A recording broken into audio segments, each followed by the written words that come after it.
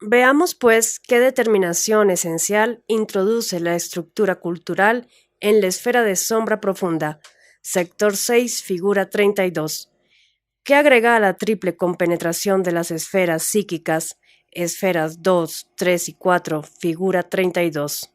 En fin, ¿qué es ese algo que modifica espacialmente a la región profunda? Para empezar, consideremos los principales momentos del proceso del pensar racional, representados simbólicamente en la figura 21. En ella se ha examinado el caso en el que un sistema XX es notado por el sujeto cultural en el plano de significación y contexto STT. De esa vivencia, el sujeto cultural solo puede comprender un concepto tajada del sistema XX, acto que produce la manifestación de un símbolo I que imita el concepto XX, y que no es más que el contenido, el único contenido del pensamiento racional consecuente, la representación racional del concepto. Este símbolo I, cuya manifestación ocurre como relieve en el horizonte de la significación continua del plano de significación horizontal STT, emerge inmediatamente hacia el umbral de conciencia, para convertirse en representación consciente, I'. La rapidez con la que I emerja va a depender de la referencia a sí mismo, de su potencia activa y, naturalmente, de la opacidad intrínseca de la esfera de sombra superficial, de la resistencia que ella oponga a la energía de su movimiento. Esto es, en síntesis, lo que hemos estudiado en la primera parte sobre la producción de representaciones racionales y conscientes. Por supuesto, nada dijimos entonces sobre lo que ocurría en esos casos, a la par de los pensamientos racionales, en la región profunda de la estructura cultural. Para saber ahora qué pasa allí, debemos situarnos en una perspectiva más amplia y observar no solo el proceso de emergencia de I tal como ha sido encuadrado en la figura 21, para su descripción y explicación, sino la totalidad de la estructura psíquica del pasú, mientras ocurre la emergencia de I. Con otras palabras, debemos observar el proceso del pensar racional, comprendiendo en nuestra visión a la esfera de sombra real, para indagar qué ocurre entonces en la región profunda. ¿Qué buscamos con tal inspección? Nos interesa saber particularmente qué sucede con los restantes planos de significación, cuando el sujeto cultural nota el sistema XX en solo uno de ellos, STT. Por ejemplo, supongamos que la estructura de la figura 14 es análoga a la estructura cultural y que el sujeto cultural nota el sistema XX en el plano de significación contextual que pasa por la malla MNOP, la cual por tal motivo se torna horizontal, como muestra la figura, con respecto a la esfera de luz. Sabemos que cada malla corresponde a un lenguaje y que el contexto que forman sus sistemas en el plano de significación notado es el que otorga significado al concepto tajada. Pues bien, la pregunta es, cuando el sujeto cultural nota el sistema XX en el plano de significación que pasa por la malla MNOP, ¿qué ocurre entonces? En ese momento, durante el pensamiento racional en los planos de significación que pasan por las mallas A, B, C, D, E, F, G, H, I, J, K, L, etc., es decir, en los restantes lenguajes? Respuesta. Si bien el sujeto cultural solo vivencia el sistema XX y emplea su facultad traductiva para notar un concepto en el plano de significación horizontal, es decir, sobre la malla MNOP, no por esa concentración el resto de la estructura cultural queda desvitalizada.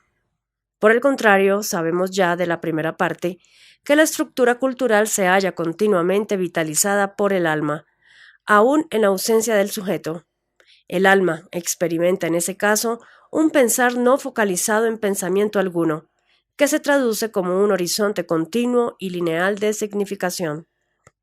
Cuando el sujeto vivencia un sistema particular y produce un pensamiento racional, el relieve del significado se realza sobre el horizonte de la significación continua, y la facultad traductiva torna horizontal dicho plano contextual o lenguaje, otorgándole preeminencia subjetiva por sobre los otros lenguajes oblicuos. Pero los lenguajes son sistemas virtuales, expansiones sistemáticas posibles en la estructura cultural, según planos de significación característicos de tal o cual modalidad lógica. Su virtualidad significa que son potenciales, que aunque el sujeto atienda a uno solo de los múltiples lenguajes, su vitalidad estructural les permite existir en todo momento potencialmente, es decir, sin actualizarse como contexto de un sistema. La conclusión que cabe sacar de esta reflexión es que, bajo el plano de significación horizontal del lenguaje habitual, maya MNOP, empleado por la facultad traductiva del sujeto para notar un sistema XX, existen potencialmente múltiples planos de significación, sobre los que se extienden sendos lenguajes virtuales. Tales planos modifican el espacio analógico, producido por la triple compenetración de las esferas de conciencia afectiva y racional, por efecto de la vitalidad potencial de los lenguajes determinados por los múltiples planos de significación, y tales lenguajes potenciales constituyen ese algo más que aportaba la estructura cultural en la región profunda. La respuesta buscada es, entonces, que mientras el pensamiento racional ocurre sobre un sistema XX en el marco de un lenguaje habitual, tal como MNOP, bajo el plano de significación de dicho lenguaje coexisten simultáneamente múltiples planos de significación, determinados por la vitalidad potencial de sus correspondientes lenguajes virtuales, tales como A, B, C, D, E, F, G, H, I, J, K, L, etc. Resumiendo, la esfera de sombra superficial es un espacio analógico producido solo por la triple compenetración de las esferas psíquicas. La esfera de sombra profunda, en cambio, es un espacio analógico producido por la triple compenetración de las esferas psíquicas y por la coexistencia simultánea de los planos de significación de la estructura cultural profunda. Esta respuesta aclara también lo dicho en el comentario 11, que conviene recordar ahora. La esfera de sombra es lo que últimamente los psicólogos han denominado inconsciente. Si queremos equiparar los conceptos aquí expuestos con los de la psicología analítica de Carl Gustav Jung, podemos comenzar por asimilar el inconsciente colectivo personal a la memoria arquetípica del modelo estructural. Notemos que la memoria arquetípica se encuentra en la región más profunda de la estructura psíquica. Si observamos la figura 21, vemos allí a la esfera de luz, la más elevada región psíquica donde se manifiesta el sujeto anímico.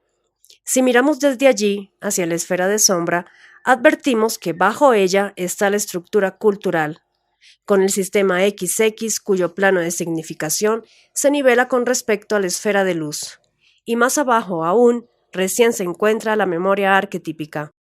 Naturalmente, al decir debajo del umbral de conciencia, estamos hablando en términos energéticos. Por ejemplo, debajo del plano horizontal XX significa debajo de cero energía, es decir, en la región de la potencia. Advertimos ahora que en aquel comentario se consideraba esfera de sombra solamente la región superficial del inconsciente leve, pero, lo que es más importante, advertimos también que la región del inconsciente profundo corresponde a una zona de entes esencialmente potenciales, vale decir, entes cuyo sustrato consiste en potencia pasiva. Hemos aclarado ya el concepto de esfera de sombra real, lo suficiente como para encarar la descripción de las correspondencias analógicas que guarda con el mundo astral macrocósmico, con garantías de que se comprenderán sus alcances. No obstante, nos valdremos en gran medida de la figura 39 para evidenciar las analogías apuntadas. En dicha figura se observa a la izquierda un esquema energético semejante al de la figura 24, salvo que en este se ha señalado como esfera de sombra profunda a la región situada bajo el plano de significación STT, perpendicular al plano de la figura, y cuyo perfil es el eje 0TT. Dicha región profunda contiene a la estructura cultural y a la memoria arquetípica, existiendo entre ambas un nivel energético, indicado con línea de puntos, a través del cual se realiza la transferencia biunívoca de los esquemas de entes. En este nivel se encuentra el inconsciente colectivo personal, según se explicará más adelante. Como espacio analógico, la esfera de sombra profunda es producto de la triple compenetración de las esferas psíquicas y de los múltiples espacios de significación de la estructura cultural. Sobre el plano de significación STT y hasta el umbral de conciencia se extiende la esfera de sombra superficial, ya estudiada en la primera parte. A la derecha de la figura 39 hay un esquema energético que representa la estructura psíquica del demiurgo, en concordancia con la figura 38. Vemos allí que la estructura psíquica del demiurgo guarda una estrecha analogía con la estructura psíquica del pasú. Contiene una esfera D mayúscula última, consciente, en la que se representa el sentido del mundo análoga a la esfera de luz D minúscula, según se demostrará en los próximos comentarios. Esa conciencia del demiurgo se encuentra limitada de su inconsciente, o mundo astral, por una barrera energética denominada umbral del sentido, análoga al umbral de conciencia del microcosmos. Sigue luego el mundo astral superficial, C mayúscula, el cual es análogo a la esfera de sombra superficial, C minúscula, que hemos definido en este comentario. Vamos a detenernos un momento en dicha analogía. Conocemos la composición de la esfera de sombra superficial del microcosmos. Es el producto de la triple compenetración de las esferas de conciencia, afectiva y racional. Pues bien, el mundo astral superficial del macrocosmos surge como producto de la séptuple compenetración de las esferas psíquicas del demiurgo. Con otras palabras, la estructura psíquica del demiurgo se integra de 7 esferas psíquicas, las cuales al compenetrarse entre sí en la región C mayúscula producen una zona opaca para la conciencia, denominada mundo astral superficial. A pesar de la diferencia en el número de esferas, 3 en el microcosmos contra 7 en el macrocosmos, hay que admitir una correspondencia analógica estricta desde el punto de vista estructural entre la esfera de sombra superficial y el mundo astral superficial. Como límite profundo del plano astral superficial, C mayúscula, se encuentra el espacio de significación horizontal, cuyo plano intersecta al superconcepto XX, como se muestra en la figura. Dicho superconcepto es la notación que el demiurgo, con su aspecto amor-sabiduría, ha realizado de una superestructura en un superlenguaje, y tal superestructura puede ser, de acuerdo a lo explicado en el artículo El terrible secreto de Maya, desde una cultura exterior o su momento, el hecho cultural, hasta un microcosmos potencial, es decir, un pasú o viria perdido. Es evidente aquí que el espacio de significación macrocósmico corresponde analógicamente al plano de significación microcósmico. Bajo el espacio de significación horizontal se halla el mundo astral profundo, compuesto por 2 regiones notables, A mayúscula y B mayúscula, que guardan analogía con las regiones A minúscula y B minúscula de la esfera de sombra profunda. La región A mayúscula, en efecto, es el mundo o plano arquetípico del macrocosmos, representado en el microcosmos por la memoria arquetípica A minúscula, la cual contiene una copia invertida de todos los arquetipos universales. A la región A mayúscula se la denomina inconsciente colectivo universal, así como a la región A minúscula se la llama inconsciente colectivo personal. Sin embargo, esta relación va más allá de una mera correspondencia analógica, pues implica un nexo real, un puente, por donde los arquetipos universales actúan sobre el microcosmos. De allí la importancia fundamental que la metafísica hiperbórea atribuye a las regiones A minúscula y A mayúscula, al estudiar la actividad de los mitos interiores, o dioses de los entes, es decir, de los arquetipos colectivos de la estructura psíquica microcósmica, y de los mitos exteriores, o mitos, es decir, de los arquetipos colectivos psicoideos de las superestructuras. Conviene pues examinar ese importante concepto, válido para el pasú o viria perdido. Digamos ante todo que la clave del nexo entre ambas regiones del inconsciente profundo, micro y macrocósmicas, radica en los símbolos sagrados. Estos símbolos, según vimos en la primera parte, representan a un mito interior, a un arquetipo universal desencadenado de la serie formativa del designio de un ente. Cuando el símbolo sagrado emerge en el umbral de conciencia con máxima energía, su percepción es tan impresionante que afecta toda la complexión del sujeto anímico, es decir, al sujeto consciente, cultural y racional, y más aún si el símbolo sagrado consigue dominar y capturar al sujeto consciente. En todo caso, la impresión lleva al sujeto consciente a identificarse con el símbolo sagrado, al sujeto cultural a identificarse con el mito del esquema, y al sujeto racional a identificarse con el arquetipo invertido de la memoria arquetípica. Es entonces cuando se establece el contacto real entre el inconsciente colectivo personal y el inconsciente colectivo universal, y la formidable potencia de un arquetipo universal queda habilitada para actuar. Pero el puente tendido por el símbolo sagrado entre ambos mundos permite que la actividad del arquetipo se desarrolle tanto adentro del microcosmos como afuera en el macrocosmos. Si opera en la estructura psíquica es solo un mito interior. Si actúa afuera, sobre la superestructura del mundo exterior, es un arquetipo psicoideo. Vale decir, el puente metafísico se halla abierto en ambos sentidos. Esa propiedad es la que emplea la metafísica hiperbórea para explorar y conocer el plano arquetípico del demiurgo, sus planes demenciales. Claro que para ello, para trascender los símbolos sagrados en su extensión metafísica macrocósmica, es necesario evitar cuidadosamente la posibilidad de una captura subjetiva por parte del arquetipo universal, o algo peor.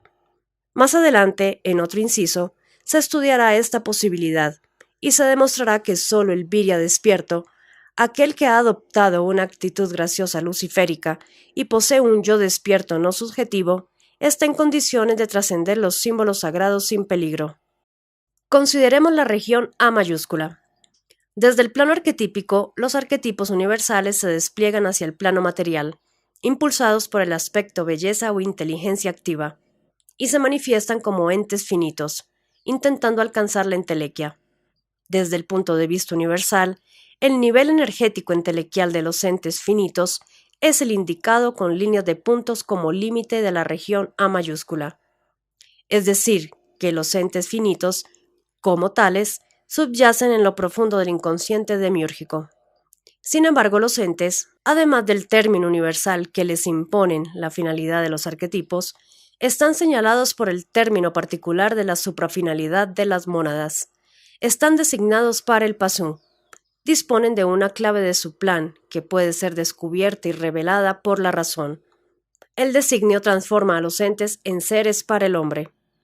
La finalidad del hombre es descubrir el designio de los entes y poner en estos un sentido. El hombre convierte así a los entes en objetos culturales, brindándoles la posibilidad de existir más allá de la región profunda, de salir de la inconsciencia demiúrgica. Tal como se aprecia en el esquema energético, los entes se tornan más conscientes a medida que ganan sentido. Luego del nivel de los entes designados, es decir, del nivel en el cual el pasú descubre el designio, se encuentra la región B mayúscula de las culturas exteriores, las cuales consisten de objetos culturales y hombres superestructurados. El ente designado goza aquí, como objeto cultural, de una existencia de grado superior, lleno de sentido, que representa para el demiurgo un bien, un acto de amor, etc. La región B mayúscula es análoga a la región B minúscula, del mismo modo que las culturas exteriores o superestructuras que aquella contiene son análogas a la estructura cultural de esta, relación que ya fue destacada en el comentario sexto. Para comprender ahora con mayor profundidad esta correspondencia, hay que realizar el siguiente razonamiento. El sujeto racional del pasú puede considerarse como un operador que toma elementos arquetípicos de la región A minúscula, que representan al designio del ente, y los transfiere a la región B minúscula, a donde se estructuran como esquema del ente. El sujeto racional se hallaría así operando sobre la línea de puntos que separa las regiones A minúscula y B minúscula. Pues bien, el pasú cumple colectivamente en el mundo una función análoga a la que el sujeto racional cumple en el pasú, vale decir, el Pasú cumple colectivamente la función de ser la fuente de la razón del mundo. Es por su actividad postora de sentido que emerge la razón del mundo, que los entes hasta entonces sumidos en lo universal adquieren existencia particular como objetos culturales y se religan por amor, integrándose en las superestructuras de las culturas exteriores. Con este criterio, la función del Pasú en el mundo queda claramente definida. El Pasú, microcosmos, se puede considerar como un operador que toma entes designados de la región A mayúscula y los transfiere a la región B mayúscula, a donde se estructuran como objetos culturales. El Pasú, microcosmos, se hallaría así operando sobre la línea de puntos que separa las regiones A mayúscula y B mayúscula del macrocosmos. Pero tal actividad del Pasú es colectiva, lo que significa que, a pesar de todo, su operación cultural, su transformación racional del mundo, obedece en gran medida a un alma grupal, a un egregoro, a un arquetipo psicoideo o manú, que dirige el destino de la comunidad. Esto no puede ocurrir de otra manera si la función colectiva del Pasú ha de ser análoga a la del sujeto racional en el Pasú. El sujeto racional es una manifestación del alma en el microcosmos, y por lo tanto el alma del macrocosmos, el anima mundi, ha de manifestarse también en la comunidad Pasú, que cumple la función de sujeto racional macrocósmico. Y tal manifestación del alma del demiurgo sobre la comunidad Pasú solo puede realizarse a través de las jerarquías débicas, vale decir, por medio de un alma grupal, egregoro, arquetipo psicoideo, manú, etc. En el inciso Superestructuras y registros culturales, tomo quinto, se demuestra que en todo objeto cultural existe un valor cultural general y un valor cultural particular.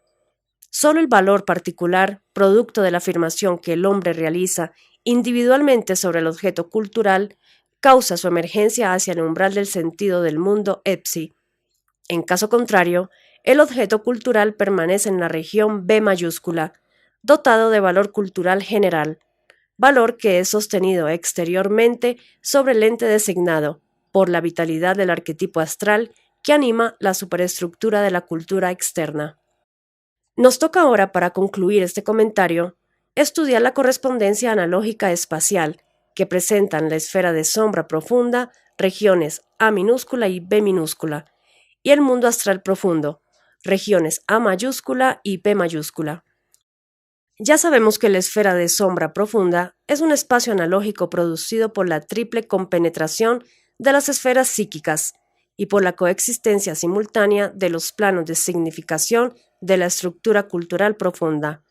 En correspondencia, el mundo astral profundo es un espacio analógico producido por la séctuple compenetración de las esferas psíquicas del macrocosmos y por la coexistencia simultánea de la totalidad de espacios de significación en los que el demiurgo es capaz de vivenciar una cultura. Con esta definición nos situamos en pleno ámbito del terrible secreto de Maya, puesto que la pluridimensionalidad espacial del mundo astral profundo es la causa principal de la ilusión de lo real. Por su causa, por ejemplo, el Pasú llega a ser consciente nada más que de uno de los múltiples espacios de significación en los que existe simultáneamente, aquel espacio en el que los objetos culturales internos de su estructura cultural coinciden con los objetos culturales externos, superestructurados en la cultura exterior que habita. Queda así demostrada con detalle la correspondencia analógica entre la esfera de sombra profunda, o región A minúscula, B minúscula, del inconsciente colectivo personal, y el mundo astral profundo o región A mayúscula, B mayúscula, del inconsciente colectivo universal, propuesta en este comentario 10º. También se demostró la analogía entre la esfera de sombra superficial, región C minúscula, y el mundo astral superficial, región C mayúscula. Ambos resultados conducen a confirmar la analogía general entre la esfera de sombra real del microcosmos, regiones A, B y C minúsculas, y el mundo astral real del macrocosmos, regiones A, E y C mayúsculas, expuesta en la figura 38. Correspondencia entre las flechas 10 y 18. 11. La esfera de luz 10 o conciencia es análoga al sentido del mundo 18, que el demiurgo nota con su conciencia en un determinado espacio de significación macrocósmico. 12. El sujeto anímico 3 se manifiesta en la esfera de luz 10 como sujeto consciente. Allí, el sujeto consciente ve emerger las ideas a través del umbral de conciencia y percibe imagen y significado. Análogamente, la manifestación se expresa en el mundo exterior como raza sagrada. El demiurgo, por los ojos de su raza sagrada, ve surgir los objetos culturales, los entes designados por el pasú desde el umbral cultural, es decir, desde el límite que separa una cultura en el mundo exterior de lo indiferenciado, de los entes cuyo designio aún no ha sido descubierto. La comprensión macrocósmica de las culturas exteriores, las cuales consisten en superestructuras de objetos culturales y microcosmos, y la aprehensión del sentido del mundo que las comunidades socioculturales permanentemente sostienen y desarrollan, constituye la conciencia del demiurgo propiamente dicha, comprensión y aprehensión, que naturalmente suceden en el tiempo trascendente. Como conclusión de este comentario, se puede afirmar que el objetivo microcósmico de la finalidad del pasú, desarrollar la esfera de conciencia, conduce a la consecución del objetivo macrocósmico, construir culturas externas, poner sentido en los entes, y que esta finalidad contribuye al desarrollo evolutivo de la conciencia del demiurgo. Tal conciencia del demiurgo crece en función del sentido del mundo, por la emergencia significativa de los hechos culturales, análogamente a como la esfera de conciencia del pasú crece por efecto de la emergencia de las representaciones conscientes. Sin embargo, desde que el pasú se transformó en viria perdido por causa del encadenamiento espiritual, el demiurgo se manifiesta personalmente en el mundo exterior, en el seno del sentido del mundo, para aprovechar también la aceleración evolutiva que ha causado la traición blanca y gozar del nuevo sentido puesto permanentemente en su obra, del descubrimiento posterior. La conciencia del demiurgo está representada entonces por la diabólica alma grupal que anima a una raza sagrada. Mas, si tal raza sagrada no existiese dentro de una cultura, si no se hubiese aún revelado exteriormente, el demiurgo se desdoblará en una multitud de personajes arquetípicos, sacerdotes, militares, legisladores, jueces, etc., mediante los cuales expresará su poder y la voluntad de su conciencia. Naturalmente, todo pasú o viria perdido, cuya persona encaja en el tipo que el demiurgo impulsa para manifestarse, será tarde o temprano poseído por un arquetipo psicoideo y contribuirá a expandir su conciencia. Cabe agregar como aclaración que el mundo astral es con toda probabilidad lo que los ocultistas suelen denominar plano astral, pero el astral es un mundo, o mejor aún, un conjunto de mundos imbricados en la realidad, al que no conviene la denominación ingenua de plano. Otro tanto cabría decir del plano arquetípico A mayúscula, que es un verdadero mundo, pese a lo cual hemos respetado la denominación tradicional, aunque recordando aquí que la sabiduría hiperbórea enseña un concepto al que es correcto describir como mundo arquetípico. Por último, del comentario 12º se desprende la importante consecuencia de que a una raza sagrada no se pertenece solo por la herencia genética, por el nacimiento, sino también por favorecer la manifestación del aspecto raza sagrada del demiurgo. Así, con referencia a la raza sagrada actual, es decir, la raza elegida de los hebreos, ocurre el curioso hecho de que un hombre puede ser judío por su herencia, por nacer efectivamente en el seno de una familia hebrea, o por su constitución mental. Para la sabiduría hiperbórea, no solo es judío quien nace judío, sino también quien, por su constitución mental judaica, favorece la manifestación del aspecto raza sagrada del demiurgo. Las edades de la historia. Según la historia oficial, en este momento nos encontramos viviendo en la edad contemporánea. Tal edad habría comenzado en el momento en el cual ocurren dos hechos históricos notables: la independencia de Estados Unidos y la Revolución Francesa.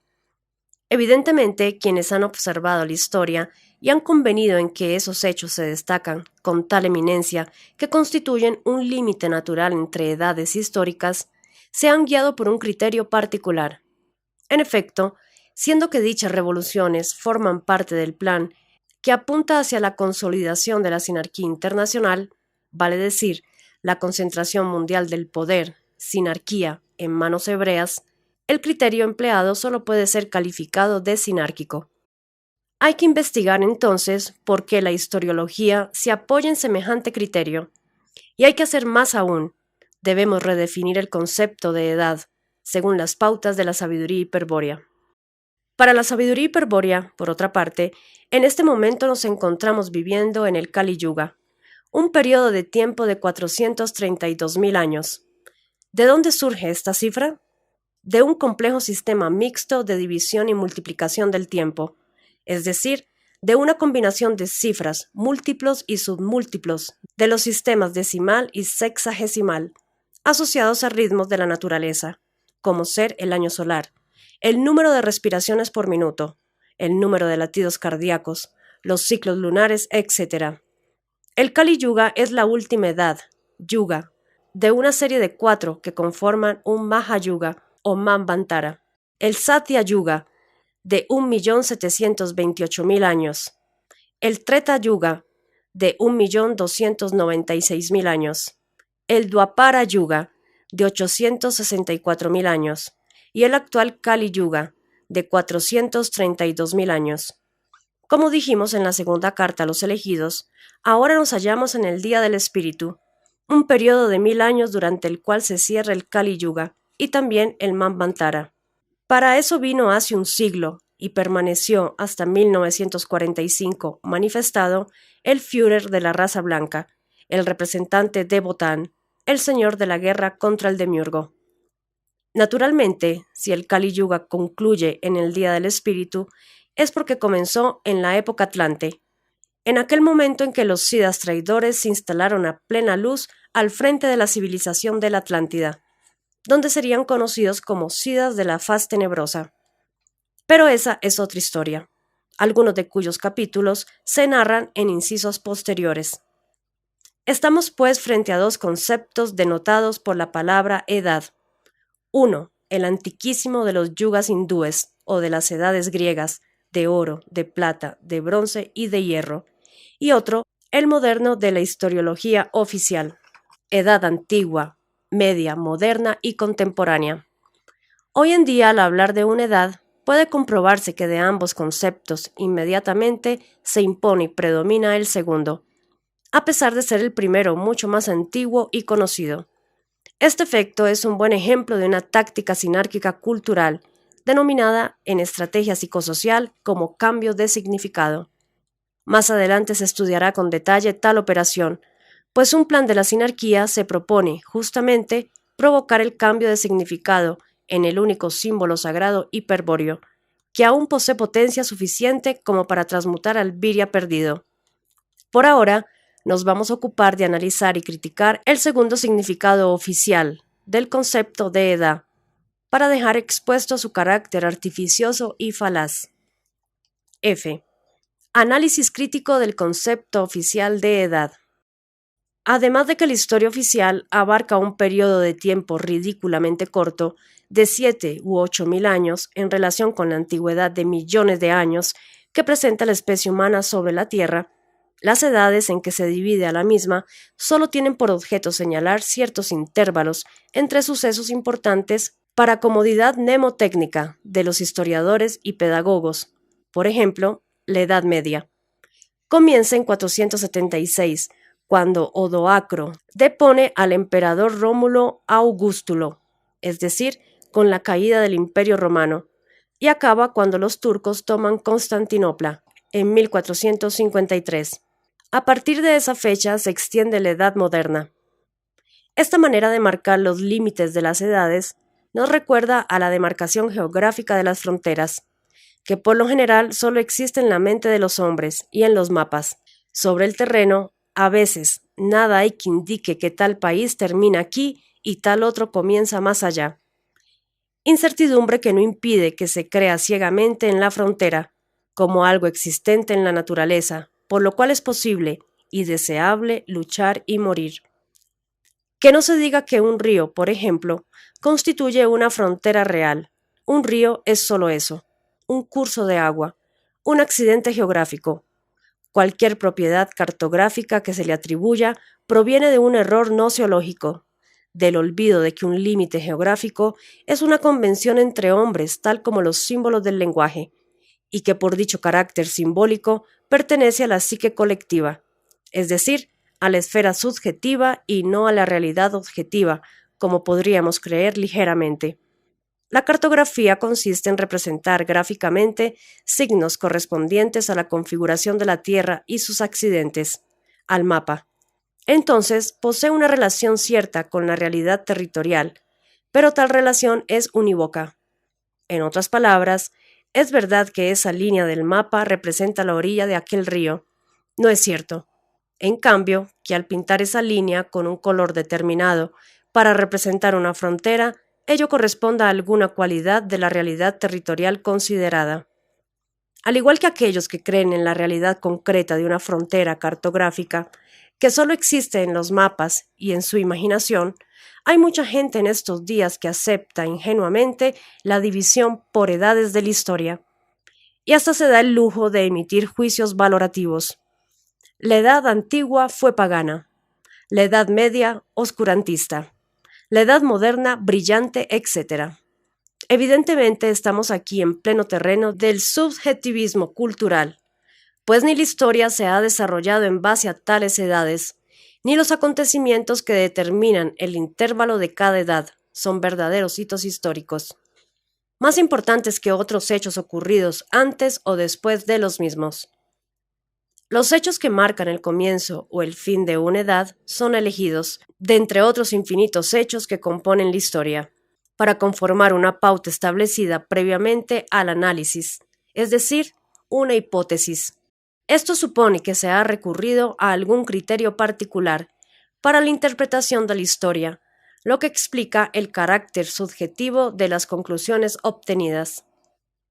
Si tal criterio consiste, como parece ser el caso de las edades oficiales, en considerar como parámetro fundamental a la economía y la guerra, entonces resulta lógico fijar los límites del intervalo en guerras y batallas, o en la ruina económica del Imperio Romano. Pero si el criterio fuese otro, por ejemplo, filosófico, estático, tecnológico, etc., seguramente que los hechos fundamentales que marcan los límites de las edades serían también otros, y hasta el juicio valorativo de las mismas variaría notablemente. Por ejemplo, el fin de la Edad Media se fija con criterio político en 1453, cuando los turcos toman Constantinopla y concluye el Imperio Romano de Oriente. Es este un hecho negativo que ha sido elegido deliberadamente para marcar consecuentemente el fin de una edad oscurantista. Pero para un criterio científico-tecnológico positivo, sería sin dudas más importante el invento de la imprenta de tipos móviles realizado por Gutenberg en 1450, o sea, casi en la misma fecha anterior que la caída de Constantinopla. Entonces podría suceder que la Edad Media acabase en la misma fecha, pero, al tomar como límite un hecho positivo, se debería modificar el juicio de valor. Quizá, entonces, la Edad Media no sería oscurantista, sino de transición, considerando que para llegar al invento alemán de la imprenta se debió establecer un contacto transcultural previo con China en los siglos XIV y XV. Venimos comprobando el carácter subjetivo del concepto moderno de edad y lo endeble de aquellos hechos fundamentales de la historia que se toman como límites del intervalo de tiempo comprendido. Estos hechos han sido elegidos partiendo de criterios culturales, a menudo sinárquicos, y son presentados tras una previa deformación de la verdad histórica. Es así que un cambio de criterio nos conduce a diferentes hechos fundamentales, desplazados más o menos en el tiempo, lo que demuestra la insuficiencia del concepto de edad para designar una era de pretendidas características específicas. Debemos suponer entonces que aquello que nos describe la historia oficial en una edad determinada posee una relación distorsionada con los hechos concretos a que hace referencia, de manera semejante a la subjetiva alteración de los hechos verdaderos, efectuada por los historiadores para presentarlos como hechos límite. Esta suposición puede ser comprobada rigurosamente si recurrimos nuevamente a la analogía cartográfica y empleamos los conceptos ya definidos de lo eminente, como el realce de una cualidad, exaltada racionalmente por la determinación de las premisas culturales preeminentes. Observemos un mapa de Europa. En él se han representado por medio de signos por todos conocidos los distintos países, sus divisiones políticas interiores y sus fronteras exteriores. De pronto fijamos la atención en unas líneas sinuosas que nos informan que en la parte correspondiente del mundo deben existir unas montañas. Leemos una indicación que dice Montes Pirineos y pensamos, es la frontera entre Francia y España. Lo sabemos porque esa información es un dominio cultural común. Si buscamos ahora atentamente entre las distintas líneas del mapa, se hará eminente una zona marcada de manera diferente, quizá con otro color, o tal vez con líneas y puntos, a la que distinguiremos como la frontera propiamente dicha. Las premisas culturales preeminentes tornaron eminente a la línea fronteriza de entre muchas otras líneas semejantes, y nos llevaron a descubrirla y reconocerla. Pero, según hemos dicho, la frontera existe solo en el mapa y en nuestra imaginación, cosa que puede comprobarse situándonos en ciertas zonas desiertas de los Montes Pirineos, desde donde nos resultaría del todo imposible decidir el sitio en que termina España y comienza Francia. Hemos tomado conocimiento por el mapa de dos datos. En tal lugar del mundo, cuyas coordenadas de situación nos permiten identificar con precisión, hay una montaña y una frontera. Nos trasladamos realmente a ese lugar y hallamos la montaña, pero tenemos dificultades para distinguir la frontera. ¿Qué ha ocurrido? Pues que montaña y frontera son realidades de distinto orden. Por eso existen dos clases de mapas, los físicos que describen la realidad geográfica más o menos fielmente, y los políticos o económicos que exhiben además de las correspondientes representaciones físicas superpuestos a ellas, cualidades y atributos que no poseen una contraparte concreta en el mundo. Una montaña y una frontera, ambos son objetos culturales, pero la montaña es un objeto concreto de entidad natural, en tanto que una frontera, como un mito, una idea científica, una organización política, un código moral, etc., es una cualidad cultural que jamás aparecerá totalmente encarnada en una entidad concreta, física o exterior. Hacer historiografía, escribir la historia, es, análogamente a la construcción de un mapa, describir una realidad. La historia, al narrar hechos verdaderos del pasado, dispone de un material puramente objetivo, cuya descripción en lenguaje simbólico nos presenta para nuestra información. Pero el historiógrafo, igual que el cartógrafo, cuenta con dos tipos de objetos: los hechos realmente ocurridos, que han sido objetos concretos, y los hechos eminentes, tomados de entre los otros infinitos hechos, por su importancia subjetiva. Mas los hechos eminentes, como ya sabemos, están determinados por premisas culturales preeminentes, que son, en última instancia, la expresión táctica de la cultura, arma estratégica enemiga. Es así que, si al estudiar la historia notamos que se nos presentan los hechos descriptos con cierta objetividad, estamos como en el caso del mapa físico, ante una representación más o menos directa e indeformada de la realidad. Pero cuando se pretende afirmar una cualidad eminente en un hecho concreto, por ejemplo, cuando se dice que la Revolución Francesa fue superior a otras revoluciones por su carácter progresista, estamos como en el caso del mapa político, ante una representación de cualidades culturales sin contraparte material. La superioridad que valoramos de una cosa sobre otra es, desde luego, una cualidad eminente. Una cualidad eminente en la historia, como una frontera en un mapa político, es un objeto que pertenece a una esfera diferente a la realidad concreta. Su eminencia proviene de las premisas culturales preeminentes. Aníbal o Publio Cornelio Escipión, Esparta o Atenas. Si la historia presentara los hechos tal como ocurrieron, la preferencia que declarásemos por tal jefe militar o por tal cultura indicaría que ese jefe militar o esa cultura se han tornado eminentes ante nuestra mirada.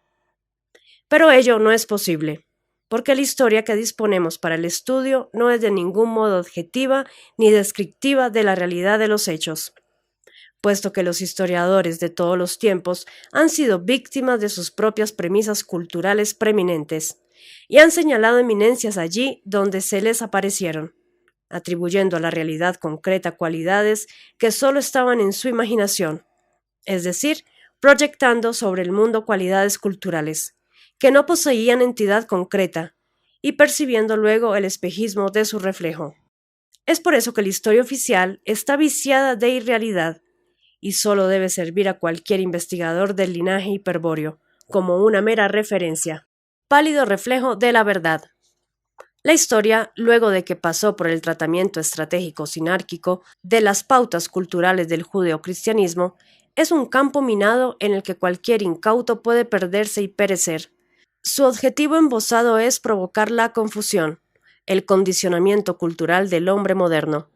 Por eso nos dirá o nos inducirá a declarar que la civilización ateniense era superior a la espartana, que la religión de Jesús Cristo acabó con el salvajismo de los cultos paganos, u otras patrañas semejantes. Nos toca ahora referirnos nuevamente a las edades de la historia oficial. Será evidente, luego de lo visto hasta aquí, que el concepto moderno de edad es sólo un intervalo de tiempo arbitrario, señalado en sus extremos por ciertos hechos eminentes para los historiadores, quienes indudablemente están condicionados por premisas preeminentes, que son, en definitiva, pautas sinárquicas asimiladas inconscientemente por ellos. Para comprobarlo, basta remitirnos, por ejemplo, al límite más próximo de la Edad Media, notando que la caída de Constantinopla ha resultado eminente para la mayoría de los historiadores, por sobre otros hechos contemporáneos, entre los cuales se destaca el invento de la imprenta, tal como dijimos. Esta larga crítica ha de habernos mostrado claramente que una edad de la historia oficial es un objeto cultural concebido a partir de una mirada subjetiva de la historia, limitado por hechos eminentes que son deformaciones de los hechos verdaderos. Pero tal edad, en cuanto suma de hechos eminentes, es un ejemplo extremo de un concepto que guarda una relación distorsionada con la realidad concreta de los hechos históricos que representa. Es por eso que el concepto moderno de edad no posee casi contenido. Es una cáscara hueca que apenas alcanza a cubrir algunas mentiras sinárgicas. Justamente nuestra tarea inmediata será dotar a la palabra edad de un nuevo contenido, que en verdad es su antiguo significado, pues más adelante habremos de servirnos de ella para definir o redefinir el concepto de Kali Yuga.